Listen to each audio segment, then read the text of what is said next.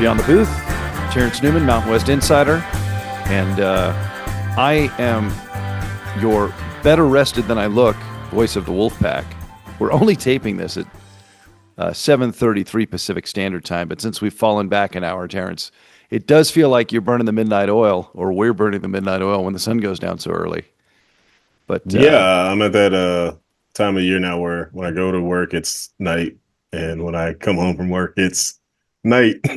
yeah, fortunately, it doesn't last long. No. We got Nevada, Utah State, both teams coming off a bye, coming down the stretch of the regular season. Utah State's 4-4, 2-2 in the conference. Nevada looking for that first Mountain West win. Utah State's been really good at home. They're unbeaten at home. So this would be a tough assignment for the Pack anyway, but, even tougher in Logan. And Terrence, you got 5 players to look out for Utah State. I'm going to guess one of them's the quarterback, Bryson Barnes, and I'm going to guess one of them's the running back with the best name in the Mountain West, Miles Davis. You guessed correctly. I'm gonna give you 2 out of 5. There we go. Actually, I'm gonna go 3 out of 5 on the offensive side. I'm gonna give you the whole triplets. So Okay, yeah, good. it does. It starts with the quarterback, Bryson Barnes.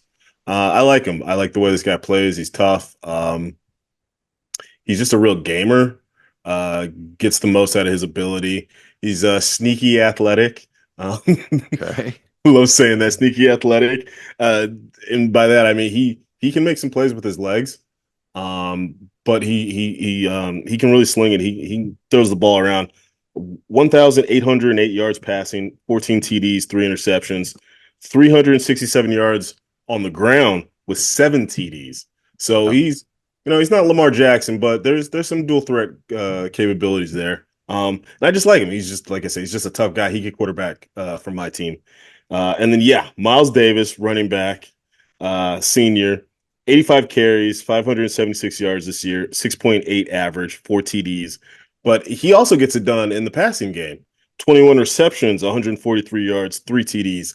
Honestly, they might be my favorite quarterback running back duo in the Mountain West. Okay. And they really play well off each other. It's going to be a real test for the defense this week.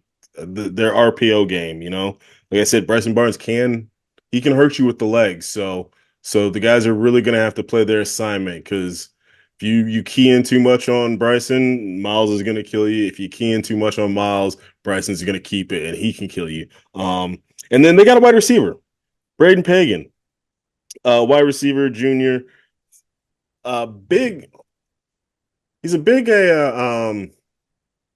play guy.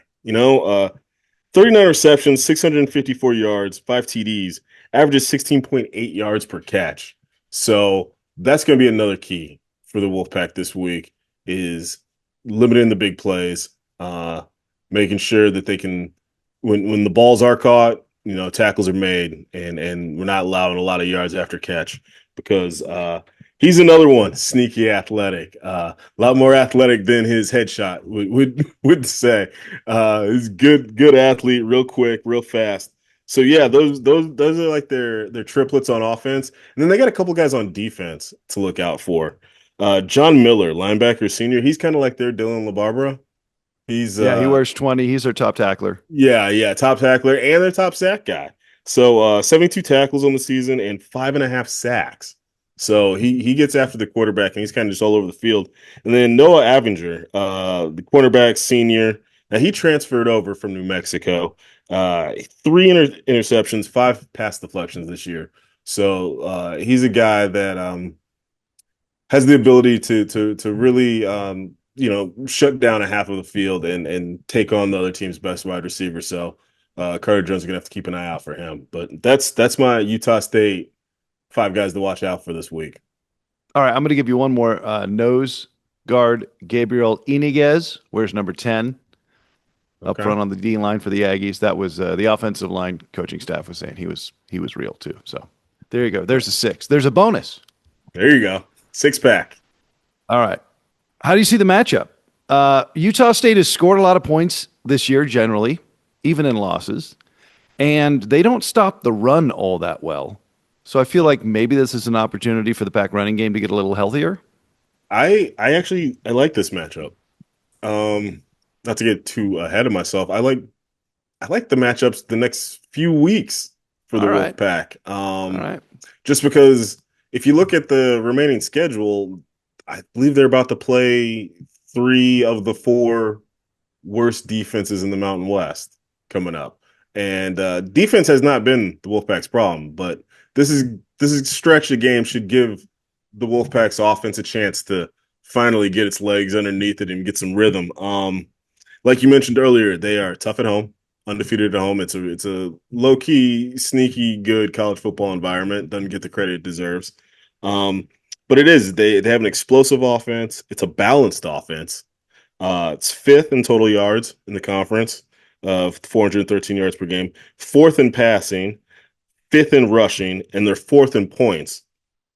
But like you said, they're a little soft on defense. The defensive line, you mentioned one of their linemen, but for the most part, they've really struggled against the run. They've been really weak on the line of scrimmage. They're 10th in defensive total yards uh, allowed, eighth, a little better in pass defense, eighth in Sure. defensive pass yards, but 11th in rush defense and 10th in points. So I think the fact that their defense does give up yards and does give up points means that this should be, especially coming off a bye week where with the freshman quarterback, hopefully they had some time to install a little bit more of the offense, get him a little bit more familiar. Also gives him a little bit more time to incorporate Chuba a little bit more in the offense, and work him in as that Swiss Army knife type guy. So X I factor. do, yeah, X Factor type guy. So I think this week there's a real opportunity for the Nevada offense to get right. And as explosive as Utah State's offense is, I, I believe our defense can keep them in check close enough. Really, their offense, it statistically it profiles a lot like Boise State, a lot like New Mexico. Um, but the Those are two teams difference, Nevada kept within range. yes, but the difference is defensively, Utah State is much worse defensively than Boise State, and a lot worse than New Mexico is, especially against the run. So that's why that gives me a little hope that I think they can. They got a shot at this one, and I think they got a shot to put up some points, score over 20 points. And if you look at the Wolfpack defense over the year, they they hold teams to about a touchdown less than what their average is Mm-hmm. in points. If you take out the San Diego State game, uh, and you just look in conference, I think Fresno State averages 26 points per game, but Nevada they score 20. Uh, Boise State, I believe, averages about 32 points per game, but against the Wolfpack they score 24. New Yeah. Mexico averages 30 points per game against the Wolfpack. They score 24. So you get what I'm saying here. So while it looks like, oh, they average 31 points per game, it's explosive offense, but against that Wolfpack defense, I expect them to probably be in that like 20 to 24 points range, but I believe that this is a defense that Nevada can also be in that 20 to 24, 27 point range. So that's why I think this is going to be a very entertaining game.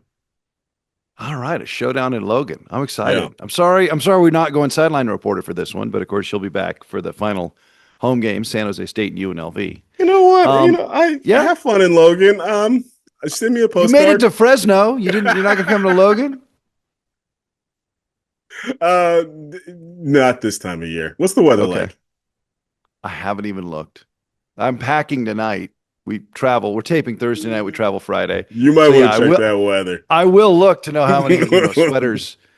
Although the booth there, Terrence, you don't know this, but the main window doesn't open. They have an upper window that cracks open like an old Oh, school okay. Yeah. house window. Mm-hmm. So as much as I love to get in the elements, I like an indoor outdoor booth. I got You to like to feel the feel game. the atmosphere. I Yeah, do. I feel the do. game. Yeah. When people tune in, I don't want them getting a broadcast of me like in some sealed, No. sterile VO booth. I want them getting me reacting to the whole of the elements. Well, that is somewhat, although listeners will not be able to tell. It'll be maximum Ramey, but we do have like a solid unopening window in front of us, and then we open the top window for a little bit of ventilation. So I don't have to worry. That's a long way of saying I don't have to worry too much about how I layer, as That's so opposed that to that's so the home games at Mackey, right, where yeah. we are exposed. Yeah, they do that so that fools like you can't freeze everybody else in the booth out. I know. It's true. Okay, Terrence, let's speak philosophically. Nevada cannot make a bowl game, but in order to make a bowl game, you need to win one conference game and then several more. And Nevada has four conference games remaining. And if somehow they can string together multiple victories down the stretch, I think that radically changes the tenor of the season, which is a crazy thing to say when you're winless in conference on the 6th of November. But I do think the Pack they have an opportunity here, I think, to They do. really win hearts and minds, if only in the community and in that locker room when we think about the offseason. Yeah. And you're right. This last stretch of games, like I mentioned earlier, throw out the records. If you're just looking at it statistically, it actually matches up a lot better for the Wolfpack than the beginning half of conference play did. They started out playing against some of the really better defensive squads in the conference, and they're ending with some of the worst defensive squads. Utah State game should be competitive. The San Jose State game should be competitive. Um, as explosive as UNLV's offense has been, their defense has been just as bad. So because of that alone, that game should be competitive. Wyoming's not And world beaters. Yeah. all of them games that they can win. And Wyoming is much better defense than those other three schools, but they're still just about average, middle of the pack in the conference. But offensively, they're in the lower half of the conference offensively. So that's one of those schools where Wolfpack defense could really go up there and shut them down if they play the type of game they've been playing most of the year. So there are some opportunities. So for the Wolfpack fans out there, keep the faith, keep watching. These next few games should be entertaining. But going forward, I saw a clip. I thought about this idea because I saw a clip. Somebody had asked Coach Alt about if he thought the school should move back down to FCS. And I loved his answer about it. And he's right. And the answer is no. The answer is no. This team can be competitive at the FBS level. They've been competitive in the past. There's no reason why they can't. They just need to make a few tweaks here and there, a few investments in the right spot. I was doing a lot of thinking. We haven't really talked about it much on this pod yet, but you know, the Mountain West Conference is going to be completely different next season. It sure is. You know, it's a double-edged sword. It hurts not being associated with the schools like San Diego State and Boise State anymore, and like a Fresno State. But at the same time, this new Mountain West is going to be a much more balanced playing field for Nevada. This is a real opportunity. If the school takes advantage of this and makes the right investments, there's no reason why in what is going to be the new Mountain West, Nevada shouldn't be one of the schools that's at the top of the conference every year and competing for conference championships on a pretty regular basis. I mean, in the current iteration of the Mountain West, they're 10th in football budget. Budget. In the new iteration, they're going to be 4th. That's a huge difference. Going from 10th in a 12-team conference to 4th in a 9-team conference.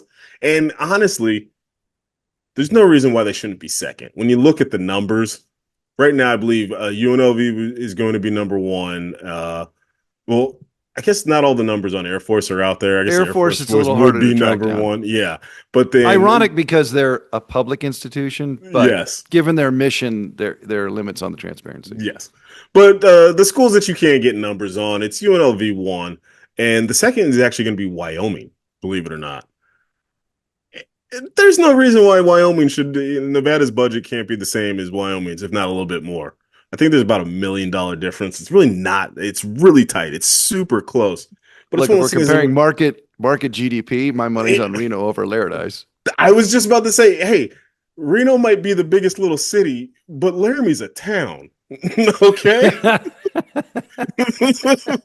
so so so yeah, there is no reason why Nevada shouldn't have the second biggest football budget in what's going to be the new Mountain West. And with this level playing field, what they need to do is they really need to use this money wisely, and they need to make some upgrades. They need to keep up with the Joneses. Um, they should have facilities that should be in the top half of what is going to be this new Mountain West Conference. And they need to make some serious investments to get there. Out of all the cold weather schools in the Mountain West, Nevada's the only one without an indoor practice facility. And ground has been broken on that, so it's coming. Okay, well, good. We're a little better late than never, but that stuff makes a difference. Yeah. When you're trying to recruit a kid from Orange County, from the Inland Empire, to come play in Reno, you're gonna want to practice outside in November. That, and it also, things like that help keep your team fresh. Mm-hmm. It is a drag on the body to have to. It's one thing to go play a game in 40-degree weather. It's a whole nother thing when you got to practice in it. Just for the health and safety of your players, that's going to make a huge difference. In terms of recruiting, it's going to make a huge difference. Players notice things like that. Players see things like that. So I'm glad that that's happening. Another thing, I'm gonna throw two numbers out at you, and I want you to tell me what these numbers mean to you. 136 and 2. 136 are the number of FBS programs in the United States, right? Correct. 2. You got me. 2 is the number of FBS programs that have a track around their football field. Nevada and The University of Buffalo. Huh. Okay. Now, this is one of those things that to the layman fan, it might not make a difference. You might not notice that thing. Recruits do. But to recruits, they notice this. To players, they notice this. Listen, what's we the went saying? to Penn State, they said we had a track, we filled it in, right? Like there's an aesthetic component to it. And listen, the reason that track exists is because Nevada track and field exists, and they need an alternate for a facility to practice. They can't host there because the track goes under the bleachers, so you can't have parts of a race, as I understand it, that are visually obstructed, but you still need a place to practice. And so there are a couple of things that need to be sorted before you can just tear the track out or cover the track up in Mackey Stadium. It's one of those things. I don't even think you need to tear it out. Yeah, I don't even think you need to tear it out. Cover it. Boise State. That stadium had a track around it.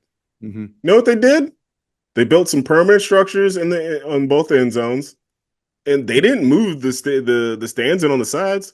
They just rolled some blue turf over it. Right. That's all they did was just roll some blue carpet over it, and that's really all it takes. Just it's mostly it's mostly aesthetics than it is actual functionality, but it does make a difference. Like I said, what's the saying? Dress for the job you want. Right. You want to be an FCS program? Look like an FBS program. A track around the field, that's not even FCS anymore. That just screams high school. That screams junior college. Recruits see that. They notice that. Most of your recruits out of the state of Texas, their high schools don't even have tracks around their fields anymore. Right. So that and then other minor upgrades to the stadium, just to you build, like I said, it doesn't need to be bigger to be better. It just make it more, give it that more aesthetic feel, so it has more of a home vibe, so there is more of an atmosphere to it. When I walked down at Fresno State, when I was walking down that ramp into the stadium, and as you go underneath the scoreboard, and then all of a sudden you pop out, and those fans are right on you, and you hear it, and there is a noticeable atmosphere shift. That's the type of vibe and atmosphere we need to build there at Mackey Stadium, and just a few renovations, you could do stuff like this. Yeah, we're not talking about $20 million. No, no, we're not talking about Yeah. we're not tearing the two main stands on both sides. Those are fine. They're not going nowhere. We're just talking about taking that infrastructure and building around it and building that up. Because Optimize Mackey. optimize it. Optimize Mackey. You want recruits to you want recruits to come there and say, this is an environment I want to play in. You want recruits to come there and say that these are facilities that can help improve my game, take my game to the next level. That you want recruits to come on that campus, see the facilities, see that stadium, and say that this is a place that where I can develop my skills and make it to the next level. And there's no reason why Nevada can't be that, especially with this new split where they have a chance to be the top of that conference. Um, Another thing, community investment. I feel like they do a better job of that on the basketball side. Reno is a pretty big community, but there are no pro sports teams anywhere around. You get the vibe that Reno Aces, AAA, but AAA, right, but sure. you get what Yeah. I'm saying. Though you get the vibe that Nevada basketball is the pro basketball in town. You get that vibe. You don't get that vibe quite yet with the Nevada football. So yeah, they need more community investment. They need to get more intertwined with the local businesses. The basketball programs getting in bed with the GSR and and that stuff, that synergy is good. It helps build the brand. It helps build the fan base. It helps you reach more areas of the community. We need to find a way to get Nevada football and those casinos and the Tahoe tourism industry and all that intertwined and a lot of the local businesses there in Reno, because that helps financially. We're living in a world of NIL. You know, we want a quality football team to entertain the community. We have to nowadays you're gonna have to shell a little money to get that. It's a little bit more than just a coach that can win over the mom like it used to be. It used to just be Bobby Bowden going in to a home or Nick Saban and spouting off some Bible verses and the mom saying, well, my boys are going to play there. It's a little bit more than that nowadays. And so you need that community investment for that. You also need the community investment, like I said, will help with the perception of the team. Now, nothing will help more than winning. Winning, cures all ailments. But yeah, the fact that the basketball team, and also I get from the business side of the point, you want to be connected with winners. But it does boost the perception of the basketball program. The fact that they're getting this big arena and it's connected to one of the casinos, and like I said, it makes them feel more like the pro team, the pro basketball team of Reno, and so yeah, that connection can help build the perception of Wolfpack football.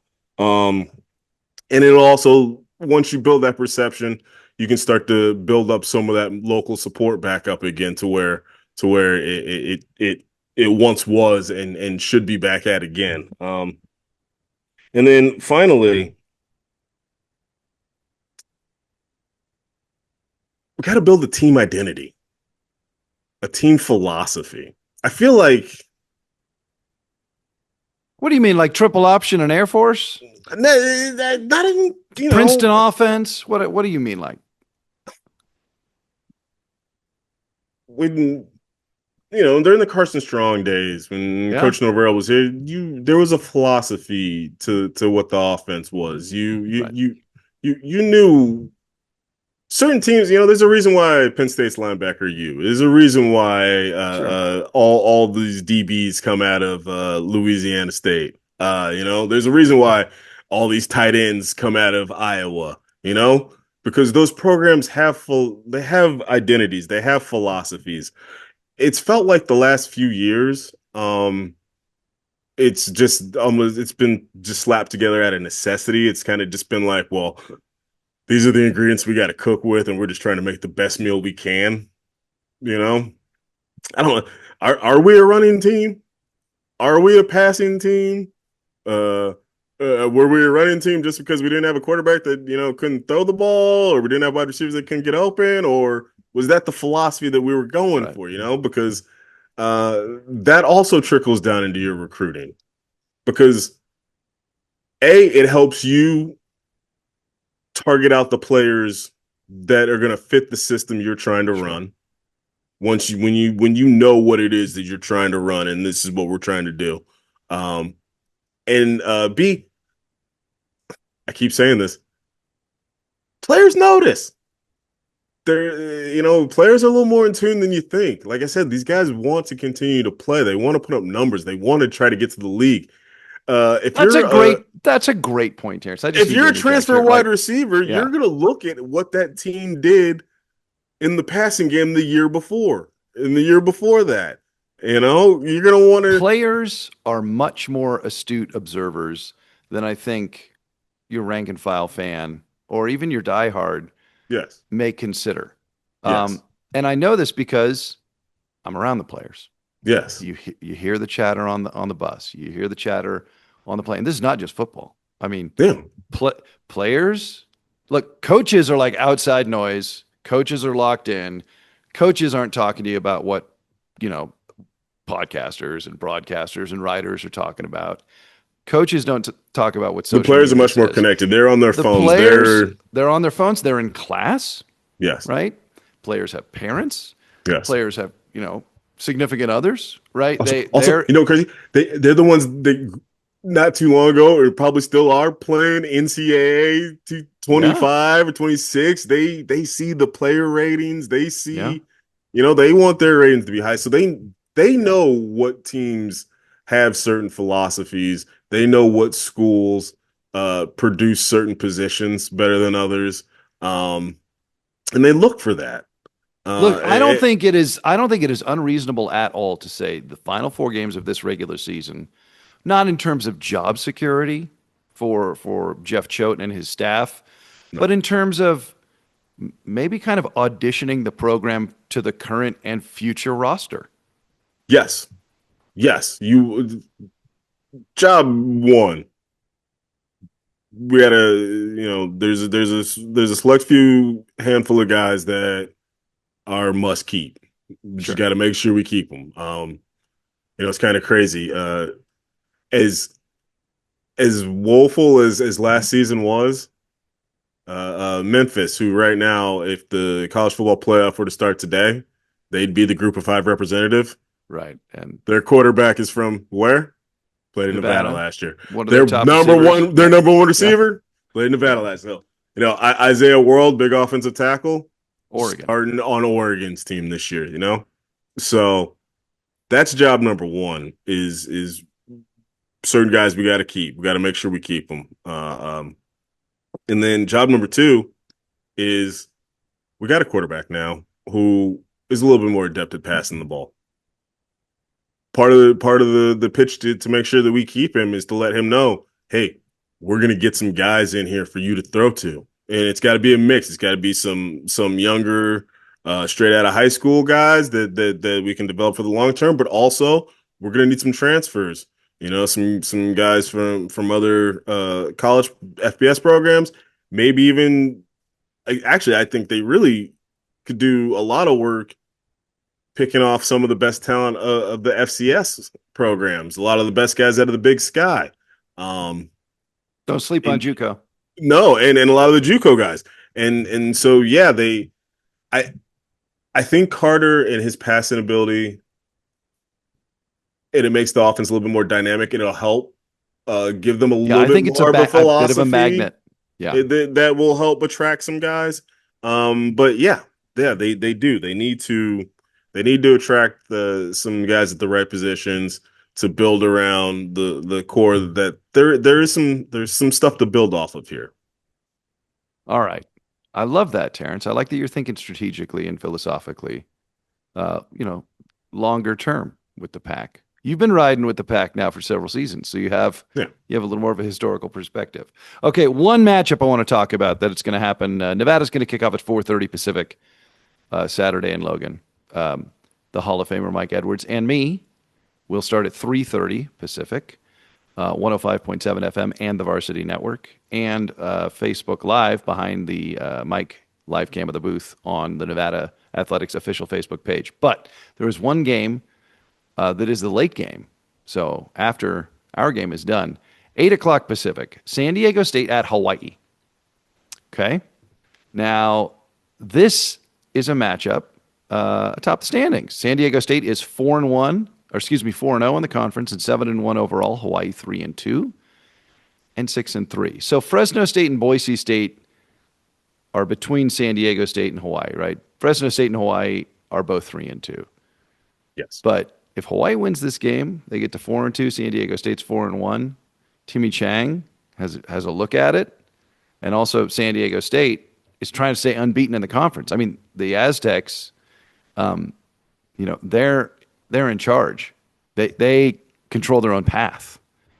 Oh, San Diego State's got a lot to play for. Yeah. Both these programs have a lot to play for, but San Diego State in particular. But it's on the island. It's on the island. It's on the island. It's late night. It's going to be a great matchup. Yeah.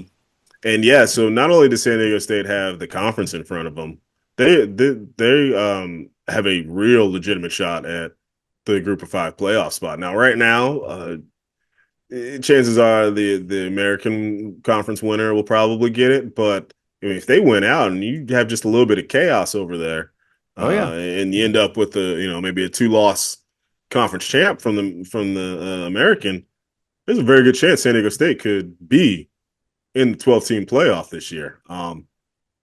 And Hawaii, this program, I mean, I've been on this program since the beginning of the season. They love Alejado. They had a huge bounce back. They're bowl eligible, but they're not just bowl eligible. They're still alive in the conference hunt. And I'm low. I'm not even low key. I'm high key rooting for them. Yeah. Hey, listen. First of all, they're not leaving. They're not. Yes, I get a little petty about this. There is a split coming. It means something. I think. Yeah. I want that conference championship to stay with a Mountain West team. I don't want one of these Pac schools walking off with it. So I am rooting for them. And yeah, Mike Alejado is. I don't know how many people over here on the mainland have had a chance to see him, but he is my favorite player to watch in the Mountain West when he's healthy and he's going. I do think he's the best offensive player in the conference. He's a small guy, but he's a small guy, but his aura is just huge. Big aura guy. Big aura guy. Big respect guy. The way those 6'5", 300-pound linemen go running over to pick his little 5'8" body up off the ground. It's you can tell he has the respect of that team. He has just natural instincts at quarterback that you can't teach. He's one of those guys where you think the rush is getting to him, but right at that last second, he makes that little move within the pocket to not even so much run. He'll step up. He'll make some moves in the pocket, but he's still looking to get the ball downfield. He's just deadly accurate with the ball. Just an extremely fun player to watch. And so, yeah, Mike Alejado and the Hawaii passing game going up against San Diego State and what is probably the best defense in the Group of Five. Honestly, I mean, it's as good of a defense as you're going to find in the ACC or Big 12, if we're being honest. It really is that good of a defense. That matchup is going to be fireworks. That'll be fun. Well, I'll be on an airplane. Worth waiting and staying up late for. Yeah. You'll have to take notes for me. All right, we're out of time. He's Terrence Newman, Mountain West Insider. This has been Beyond the Booth. We will talk to you from Logan on Saturday at 3:30 Pacific. Until then, peace.